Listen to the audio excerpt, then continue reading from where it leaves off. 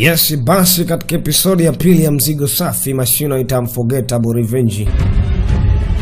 Tunazidi kusonga mbele japo kwa nimekuambia kwamba siko sawa sana. Yes, hata vile sauti imekaa kimazingira fulani hivi. Kuondoa shaka, lakini bado tunasonga mbele. Ndio sambamba kutoka Mshipopo katika episodi ya pili ya Mzigo Bombastic wanaita Unforgettable. Kutoka ndani ya nyumba Mafia Respective Family na Sunil DJ Sunil DJ kipenzi cha wadau. Kama kawa tunazidi kusonga mbele, tunazidi kupepesa mwendo namna hii. Niko na wamba kibao, niko na mwamba na mwita Roma DJ. Niko na mwamba na mwita Yusko Rava D. Niko na mwamba na mwita Wolf DJ7 Voice. Lakini pia niko na mwamba na mwita H+1. Mambo ni burudani sana, lakini msisahau kwamba kuna picha ya Fight to Death. Hiyo inakuja hivi soon, kwa ondoa shaka pale Kariakoo Dar es Salaam utaipata mapema sana.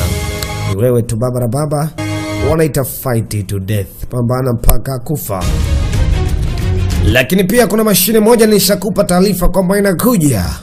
Unaomba ukae mkao kutulia, si muda utapata taarifa. Lakini kwa sasa tuna Swallow Legend, tuna mashine Detective Gaofei. Pia hizo ni mashine hatari sana katika episodi ya pili.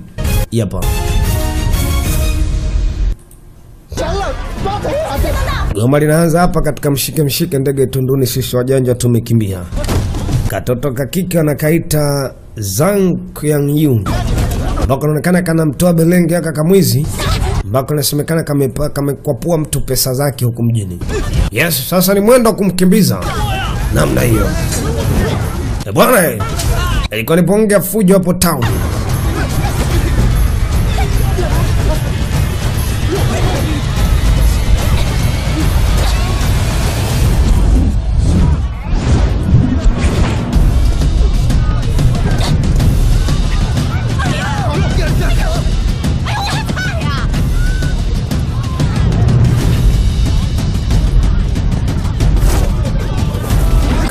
Kamata na wewe. Daka namna hii. Yes. Atumemwamba hana pa kwenda. Amewekwa mtukati na mtoto wa kike. Sasa anakwenda kukamatwa ghafla. Wanamuita Zhang Qiangyun, binti mmoja hatari sana.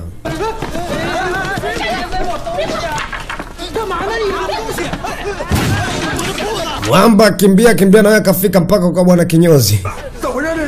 Kamkamata mzee mzima anamuita Shen Liang. Tamua zao. Tafadhali. Mtulio unataka kumuua, lakini rudisha pesa ya watu.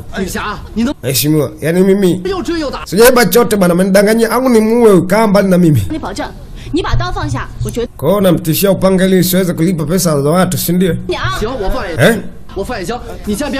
Maana wananchi wako wengi hapo watambambia sasa hivi. Lete pesa. Kasukuma pesa, kamsukuma na mwandawazimu. Hapo jamaa wangu akakimbia. Mwache natosha. Yani pesa sikaleta, hapa pesa yako. Mbavu kabisa, unamhurumia mtu mwizi. Yule mwizi ni kwa kumpiga, yani kumpiga mawe mpaka anakufa. Sasa Mungu wangu, kwa Mungu najisikia vibaya kwa alivyonisukuma hivi ameniumiza. Lakini nashukuru pia kwa kunisaidia. Mmekuwa mwangalifu sana. Sasa niko hapo kwa ajili ya kuweza kunyoa na nyoa watu, kwa nataka kuweka nywele zako safi na waeka safi. Yani kina Wolf wanatangaza biashara popote pale, hata kama kuna tatizo la msiba. Sisi wao tunatangaza biashara. Jamaa kuna matukio yametokea, lakini anaambia kwamba nanyoa watu safi. Yanaweka watu safi hapa. Ni master wa master. Sawa, kutumia yani blade yangu hapa nanyoa watu wakubwa. Inakuwa ni safi sana. Hata wewe kitani nje nikuweke fresh. Ni wewe tu. Sizungumzi mdomo wenjo. Nisanyoa watu zaidi. Yani anaweka vichwa safi, yani mambo safi. Yani hapo akaanza kutangaza biashara. Akaona watu wamekusanyika, sasa ni muda wa kutangaza biashara, maana mambo mengine yafuate labda kama atapata wateja. Basi akashukuru sana. Mnapaswa mnaweza kuja kuweka nywele zenu safi. Yani kinyozi ambaye kwa kweli ana ustadi mkubwa, uimala, na ana zaidi ya miaka 10 mwenyewe anasema alikuwa anafanya hii kazi. Kwa hiyo yuko safi. Sema yani yuko safi sana. Sema hakuna haja. Basi. Tumesikia vizuri, tunashukuru kwa ukarimu wako, acha twende. Jamani, karibuni. Dada. Uchali. anamuita Sheng Liang. Basi watu walikuwa wanaandaa mapambo ya harusi katika jengo la mwanamama wanamuita Su. Hang Liu. 就把话放这儿，他进了咱们丁家，说什么我都不会听的。 Anasema utapenda, nafikiri blaza anapoenda kuoa, haenda kuoa mtoto mkali. Wakati anasema pumbavu kabisa huyu mjinga huyu. Anakulazimisha kwenda kunyoa, lakini kumbuka una harusi eti. Inabidi uweze kuwahi haraka sana toka. Anasema achana nazo. Ondoa shaka, kila kitu kitakuwa sawa. Wewe nisubiri basi. Binti anasemekana naye anaolewa, ana harusi. Wakati mapambo ya harusi yanazidi kusonga mbele. Madada, mashemeji, mawifi tena. Kina niaje tena wanaekaweka na udaku nini, mchumba yukoje? Mchumba safi. Mchumba ni aje wanangu?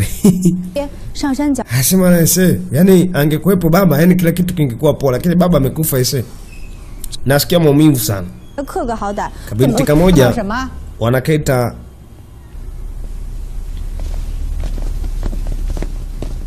你在胡说八道，扇你耳光！快给娘认错。 Akabinti ambao kana nywele mbele, yani akapaka kwenye sura ya mviringo. Cha kwanza ndo tunaanza nacho. 大厅里燃一燃，大喜的日子，说话这么不吉利。快给娘认错。Akabwana wanakaita Ding Xiang. 姑父说了， Ni mtoto wa mama pia. Huyu mama na watoto wengi sana. Ni mama mmoja mkubwa. 的日子，说话这么 Amebahatika kuwa na familia yake, na maana wengi asilimia wanaoishi nao hapa ni familia yake peke yake. Basi wakati anazidi kupiga story, binti anamuita Zhang Qiang sambamba na mfanyakazi wake. Wanarudi nyumbani, lakini vurugu zinaonekana za Kijapani zinazidi kuendelea namna hii. Sasa kufika mazingira nyumbani, washangaa kuna mtu anachana. Afanya nini? Achana mapambo ya harusi namna hii. Kuna chali mmoja alikuwa anachana mapambo ya harusi katika nyumba ya binti. Sasa unafanya nini? Na maana umepotokwa na akili, si ndio? Mbona uongei? Nini shida? Sitaki. Ishi hapo hapo. Nataka nikuonye tena. Habari ya kutengeneza upuuzi. Sipendi. Naelewa nini unachokifikiria, sawa? Acha atakwisha. Sitaki ongea chochote. Sawa? Tena kaa mbali kabisa na hii mipango, maana itakugharimu.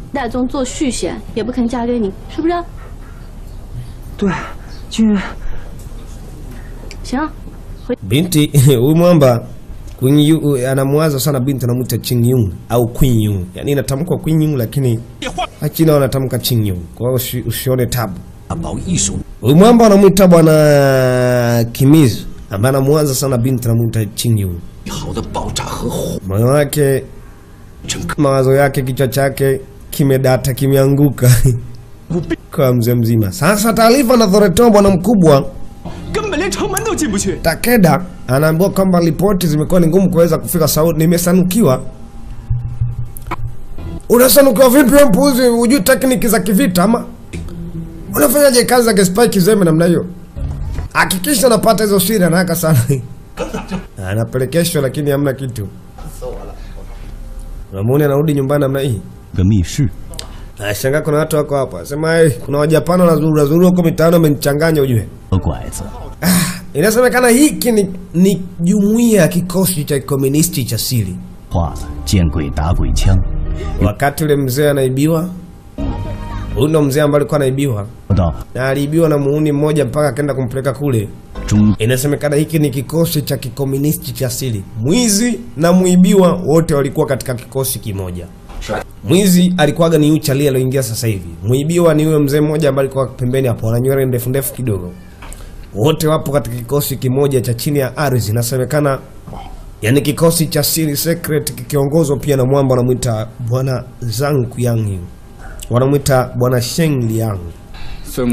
Unamwona kama mchana ni muuni tu kawaida, lakini inasemekana ni mtu mmoja hatari anahusiana na kikosi kimoja danger. Balaa tupu. Kikosi cha komunisti siku zote katika jeshi la China ama katika taifa la China au katika taifa lolote ukisikia kikosi cha komunisti ni kile kikosi ambacho kipo kwa ajili ya kumdondosha Mjapani. Lakini ukisikia maana wao wakisema ni kikomunisti inamaanisha kwamba ni wale wasili ambao hawajitokezi kila wakati, bali wanatenda kazi yao kwa wakati husika na wanatenda kazi zao kwa siri. Sasa Charlie bwana wanamuita Charlie wanamuita Kimings akiwa na dada yake wanapigizana kelele namna umpuzi anakunywa tu leo, anakunywa kinyama. Kimings leo anakunywa balaa. Kimings ampuzi kabisa, unakunywa tu ovyo utakuja ufe. Anachea zina atafanya nini sasa? Anakunywa na dada yake alikuwa ni mkali. Kale dada wanakaita Ching Ming Hui, au unaweza kumuita Queen Ming Hui. Lakini wao wenyewe wanatamka Ching Ming Hui. Sasa kuna mambo lazima uweze kutumia kwa akili bwana. Huwezi kutumia kirahisi namna hiyo. Sasa kaka, sasa nawezaje sasa kusubutu kumpata huyu binti? Na vipi kuhusu mtu anayetumia upanga umempata? Sema hapana. Sasa nani?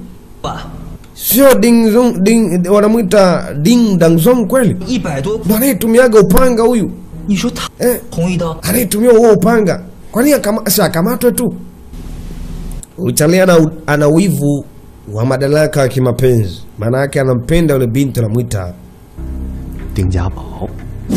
Zhang Qinyong. Inasemekana Zhang Qinyong ni binti ambaye anakwenda kuolewa na mtu mmoja anamuita Ding Daizong. Wanamuita Daizong.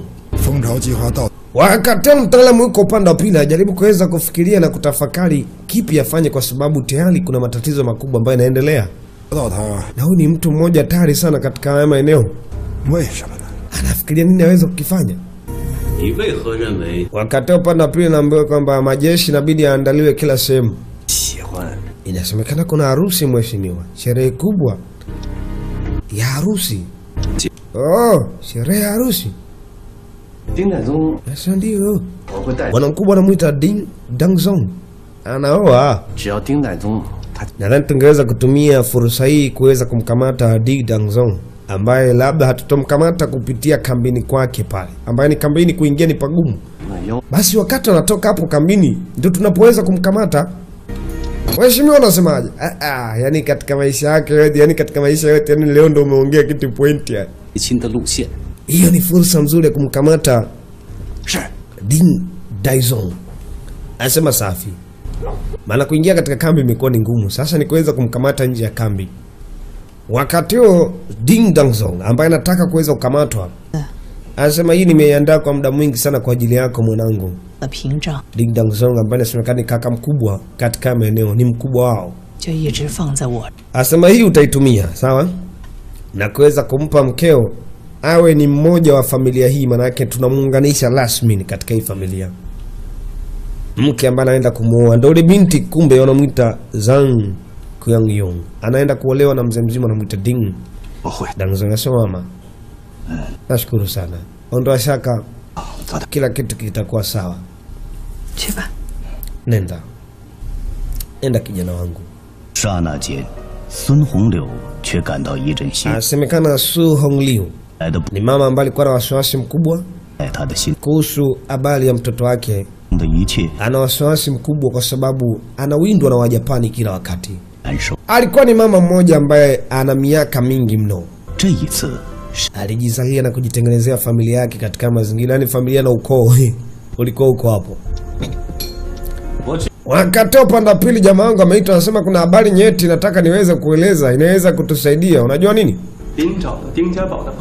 Kuikamata sehemu kama hii inahitaji akili ya kutosha, lakini kumbuka kuna huyu mpuuzo anamuita bwana Ding Dang Zong ambaye anatusumbua.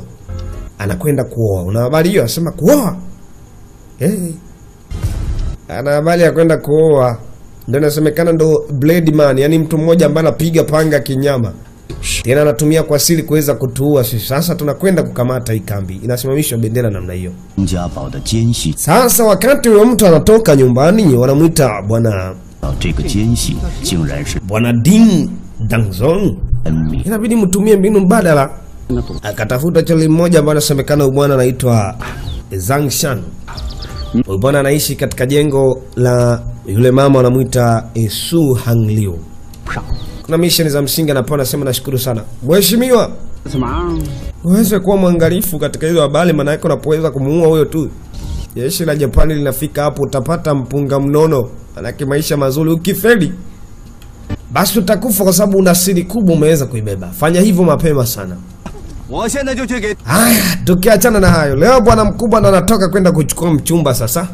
Afurahisha ndugu zake, shangazi zake, wajomba zake pamoja na watu ambao wakaribu wake. Anamwaga mama yake na kutoka katika maeneo wao wajiandae kuja kumpokea mchumba. Mchumba atakuja kuletwa hivi punde hapa, lakini Mjapani tayari alishaona hii ndo on target sasa ya kuhakikisha kwamba wanamkamata huyu mtu anamuita Ding Dangzong. Sasa wakati ule Mjapani alikuwa akijaribu kuweza kuzungumza vizuri kabisa na huyo kapteni, lakini mtoto wa kike wanamuita Chi Minghui au Queen Minghui alisikia zile story zote zinavyoweza kuzungumzwa kwamba kuna ratiba kwenda kumkamata mtu anamuita Ding Dangzong. Ding Dangzong. Sasa huyu mtu anatakiwa kwenda kukamatwa. Anakamatwa wapi? Hatari sana. Wakati mwanaume kama kawaida anaendelea kuwaweka watu fresh. Huyu ndo kapteni ambaye anaweza kumweka vizuri kabisa. Kiongozi hadi anafurahiaga hiyo mission.